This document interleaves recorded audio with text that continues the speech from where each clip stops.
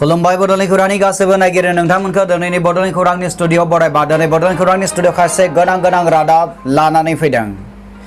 थांनाय 9 खालाराव बुथारजानाय बिटु लाहारिनि न'आव खौरां लाफैदों हालामनि गौथुमफोरा। धेमाजि जिल्ला गगामुग हालामनि सिङाव थानाय 2 नं मानिकपुर गामियाव थांनाय 9 सेप्तेम्बर खालार खालि बिटु लाहारिखौ जिउ फोजोबनाय दायनिगिरिखौ हमनो हानायनि उनाव धेमाजि जिल्लानि दुलाराय बर' फरायसा आफाद गगामुग दखरा दुलाराय बर' फरायसा आफाद आरो बरदलनि बर' थुनलाइ आफादनि बिबानगिरिफोरा खौरां लाफैदों। खौरां लाफैनाय समाव धेमाजि जिल्लानि दुलाराय बर' फरायसा आफादनि बारग' आफादगिरि मुस्रि शिवराम बसुमतारिया दायनिगिरिखौ साजा होनायनि सायाव बेबायदिहाय बुंथियो। मख'नो गोनांदि गगामुग दखरा दुलाराय बर' फरायसा आफादनि गाय आफादगिरिजों लोगोसे नेहाथारि आरो मावथिफोर आरो बरदलनि बर' थुनलाइ आफादनि नेहाथारि मुस्रि निरन ब्रह्मजों लोगोसे दैदेनगिरि बिथांमोना दिनै बिटु लाहारिनि नखराव खौरां लाफैयो। बेहाय जोङो दाखालि थांनाय बिस्थिबाराव मोनसे जाथाय जालांदों। बेहाय बिटु लाहारि बेखौ दिनै बुथारनाय जादों। बुथारदोंमोन जोंना राजिब रामसियारि होननाय बिथांखौ दिनै हमना मोनबाय आरो बेखायनो जों नखराव दिनै फैदों। थैनायनि नखराव जों गगामुग दखराजों लोगोसे जों जिल्लानि आरो बर' थुनलाइ आफादनि दैदेनगिरि गासिबो फैदों। दा बेहाय जों दुखुथिया नखराव फैनानै जों बेखौनो रायलायफैदों सावरायफैदों जे जाय बिथाङा बुथारदों बेखौ मोजाङैनो आयेन बायदियै सास्तिखौ मोननांगौ आरो बेखौनो जों आफाद हिसाबै जों नारसिनफैदों आरो नखराव जोङो मोजां गाज्रि सावरायफैदों। आरो जों बेखौनो मेसेज होनो लुगैयो जोंनि बे ओनसोलाव गगामुग हालाम बा धेमाजि हालामाव ओनसोलाव माखासे परिबेगा जाबाय थादों। जों आफाद हिसाबै आगोलाव गोबां हाबाफारि लादों, बेफोरनि सायाव सांग्रां हाबाफारि लादों। नाथाय लासेयावबो दिनै जोंनि समाजा सोलायनो थाङाखै, गाज्रिनिफ्राय बांसिन गाज्रि जागासिनो दङ।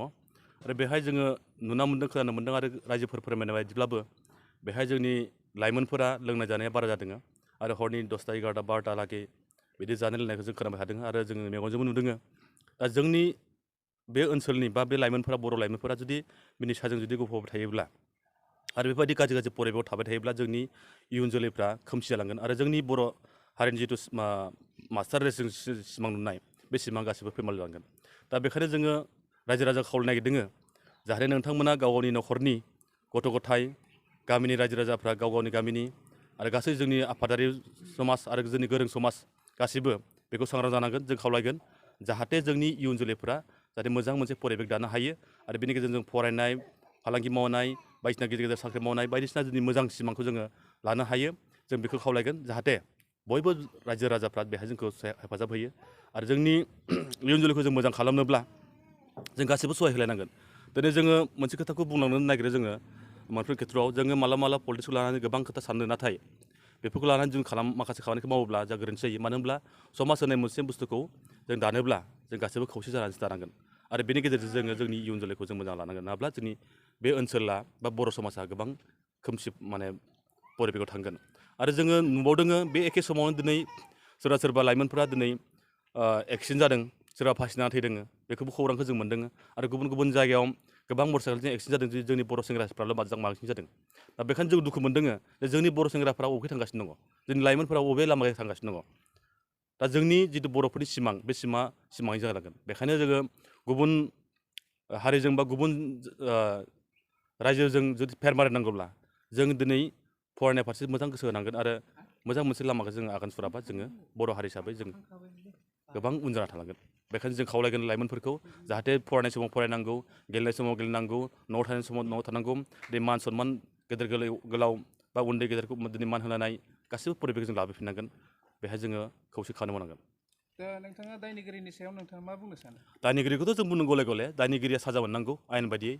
आरो बेखौ जुदि साजा होआब्ला आरो बेफोरखौनो दिनै लानानै गुबुनाबो हयथ' मोनसे बोलो मोनगोन जे दाय मावनायनि उनावबो जे मानसि सास्ति मोना बा दाय मावनायनि उनावबो मानसिया सासे आयेन बायदियै मोनसे परिबेगाव लांनो हाया, बेखौ जुदि बारग'होयोब्ला आरो माखासे सुबुंफोरा माखासे दुस्त मानसिफ्रा बे दायखौ मावनो गिनाय नङा। बेखायनो दायनिगिरिया जेरैखि जाया सास्ति मोननांगौ आरो। धेमाजिनिफ्राय बिमल गयारिनि रिपर्ट, बड'लेण्ड खौरां।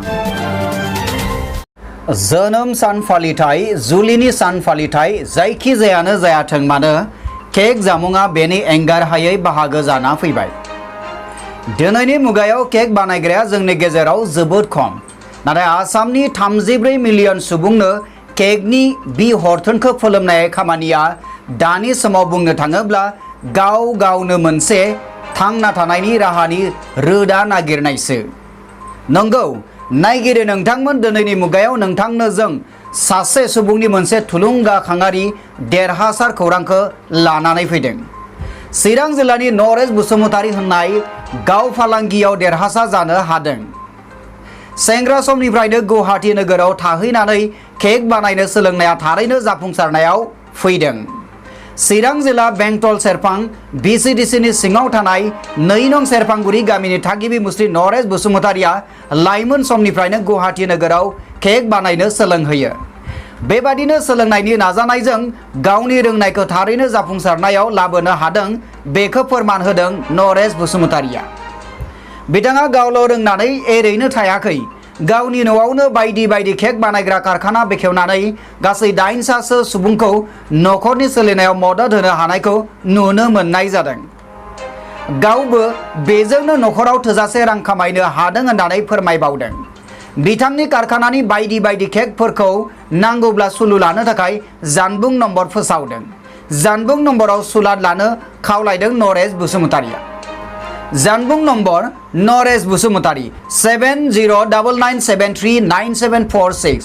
लांफैनायनि थं बेंटल बाजार मनोरमा बेकारि, 4 नं सेरफांगुरि बेंटल नरेश बसुमतारी हाउस फेक्टरि।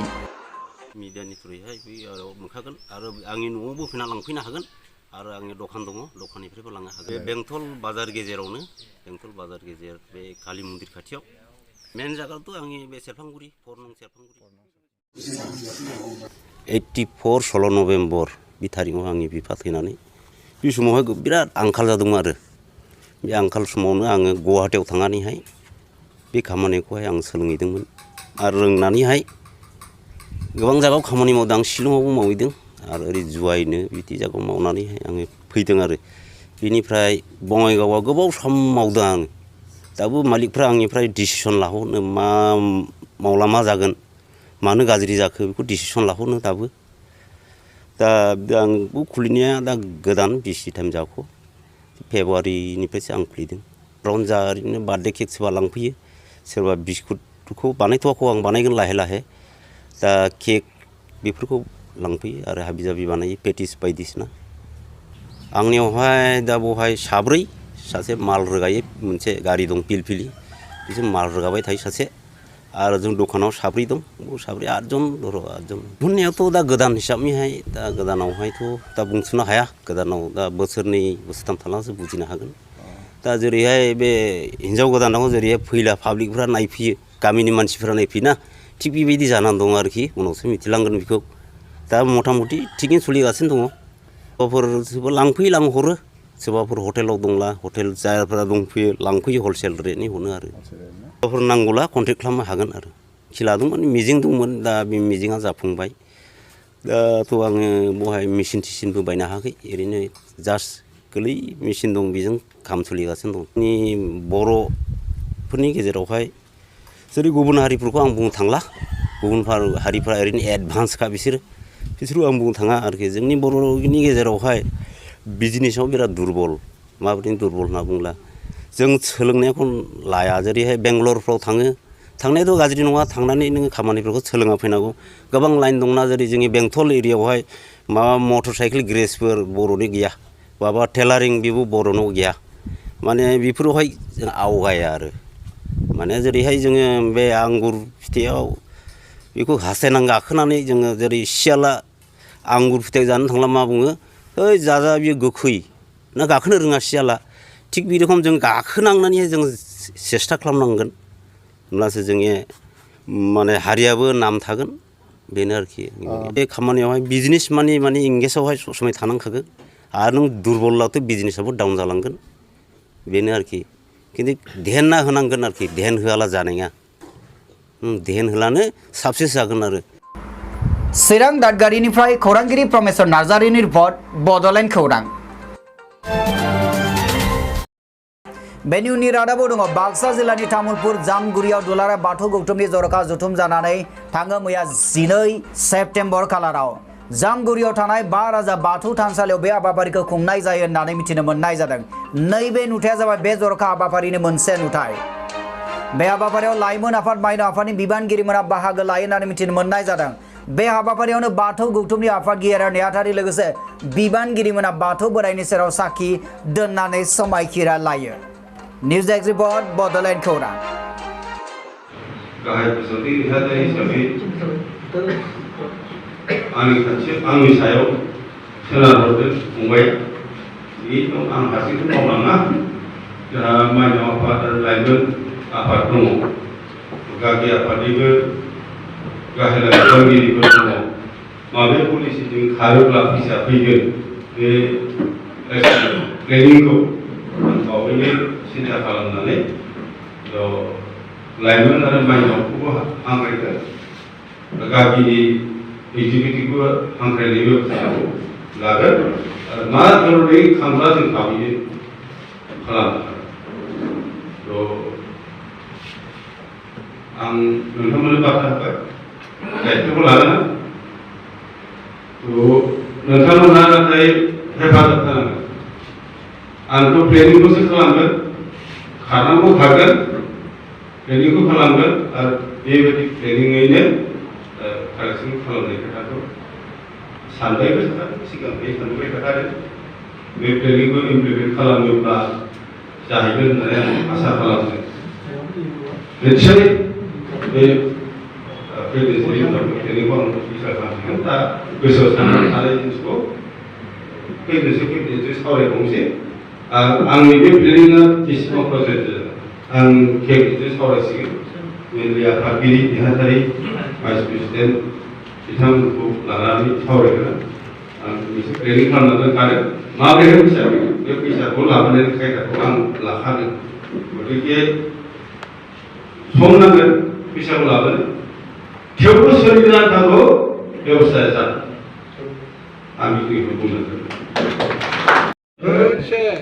नै आफा बोराइ बाथौ दिनैनि बे गोथार साननि गोथार बुब्लियाव आं मुस्लिम नों आफा बोराइ बाथौ आफाद आरो रायजो राजानि सिगाङाव दुलाराय बाथौ गौथुमनि बिबानगिरि महरै बिबान रुजुनो सैथो आरो धोरोमनि लामाजों गोथार संबिजिरखौ गनायनानै आगान सुरनो बे हिसाबै जायफ्रा गाहाय बिबानगिरियाव थायो बिसोर एसे बांसिन सौग्रावसौथि जायो, रां रुफाबो खरस जायो, देहा सुबुंनिबो खरस जायो, संगठन सालायबा बे जायो। दुलाराय बर' फरायसा आफादखौ सालायबोनायनिफ्रायनो गोबां आफादनि गठनफोर जाबोनायनिफ्रायनो बेबायदिखौ जों बादि जोंनि समान खामानि मावफानाय लोगो लोब्बा दा जों दासिम बयबो फ्रायनो मिथियो।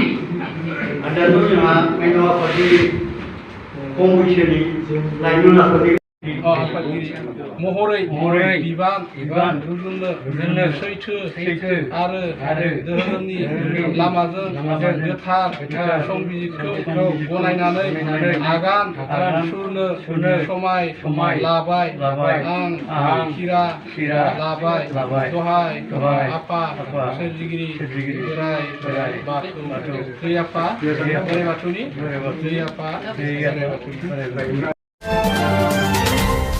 गावजों गावनि गेजेराव बायनाय फाननाया जानाया जोंहा थानांगोन, नाथाय गुबुननो जोङो सोरबा जुदि माबा मोनसे देखाबायोब्लाबो गिदिर आन्दोलन जायो, पेपार निउज मिडियायाव होयो, बेसेबा गिदिर आन्दोलन जानाय जोङो नुनो मोनदों। नङा होमबा? जोंनियावबो जोंहा गोसो गोरबोआव नांनांगोन।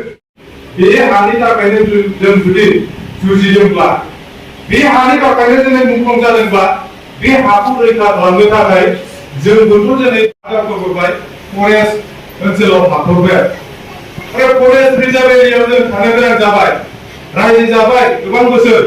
नाथाय दिनै हा हुआ दिनैसिमबो नियानि पार्टी दा जोंनि बाक्सायाव बेफोरबायदि गोबां दङ फरेस्ट ओनसोलाव रायजो जानानै 20-30 बोसोर 40 बोसोर रायजो जानानै नियानि पाट्टा हा दिनैसिमबो मोननो हायाखै आरो बे हाखौ जोङो रैखा खालामनांगोन दिनैनि समाव हाखौ